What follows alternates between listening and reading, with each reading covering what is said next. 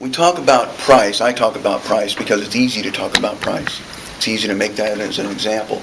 But there's so many other things in any negotiation about a car or about a contract or about a house that you can talk about and that you can haggle over, if you will. But the principle is the same. Words mean something in negotiation. Every word means something in negotiation. And be precise. And don't suggest anything that you're not willing to accept. Rule number 3 is, I think, the easiest one to explain, but maybe the most difficult one to put into practice. And that is, be willing to walk away. You have accurately valued the car. You know what your bottom line is. You know what you're willing to pay for that car. You have to send a signal to the seller that unless you get your number, you're walking. You have to send a signal to the seller that you don't have to buy his car.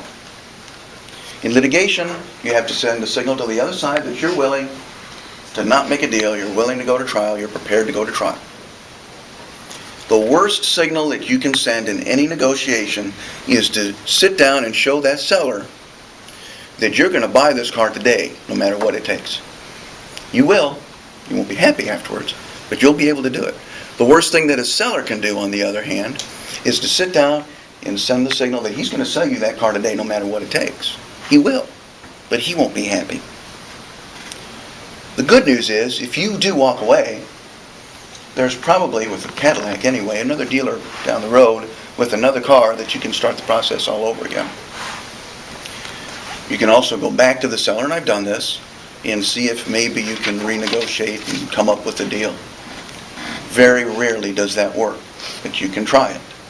But the bottom line is, you have to be willing to walk away, and you have to send that signal.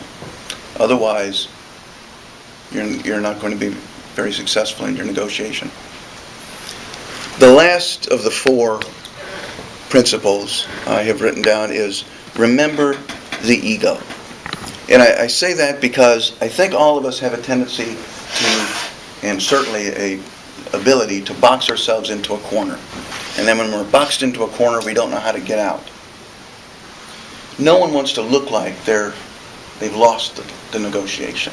They've lost something. And so your goal is, number 1, to be modest and make sure the other side, the seller, thinks that he's won the negotiation. He's gotten a good deal. If he thinks that, then he's more likely to agree with you. So how does this come up? How does this, remember the ego, comes up? Well, if the seller says to you, $35,000 is my bottom line. It's the lowest that I will possibly take. No more. And you're sitting there thinking the most that I wanted to pay for this car when I walked in here was $34,500. You've got a problem. Because the seller has boxed himself in. Now that's subject of another rule that we're not going to talk about tonight. But how do you get him out of the box? How do you get out of that situation? Well, there's 2 ways to get out of that situation. The first way is, give the seller a reason to save face. Point out something that you hadn't talked about before. Remember, there's only $500 apart, or $1,000 between you. Point out something that you hadn't pointed out before that gives him a reason to say, okay, I know I said $35,000, but we didn't talk about that before. I think you're right. I'll concede. I'll meet you halfway, or I'll pay, or I'll accept $34,500. Maybe it's something about the motor. It's smaller than you'd discussed before.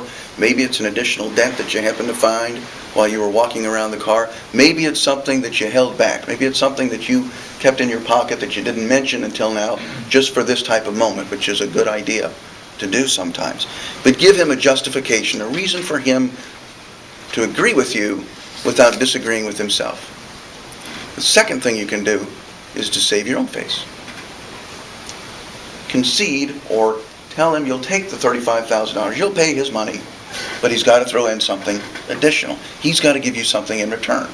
Now, whether that's a free undercoat, or if it's a Sirius radio, which I would recommend, they're very nice. But you give yourself a reason to come off your figure without losing credibility in saving your face in buying that car. The fact of the matter is, when you're talking about $10,000, neither the seller or the buyer objectively should walk away from $500 or $1,000 difference. The way to do that, if one of the two of you have boxed yourself in, is to make sure that one of the two of you saves face. And that goes with the ego. So now you've heard the 4 most important rules. You're ready to go out there and buy that car and negotiate that deal. No, not quite. There are 7 more that I didn't mention. But I think if you use these 4 rules, you're well on your way to buying that Cadillac for your price, or if you have the money, buying that Jaguar for your price.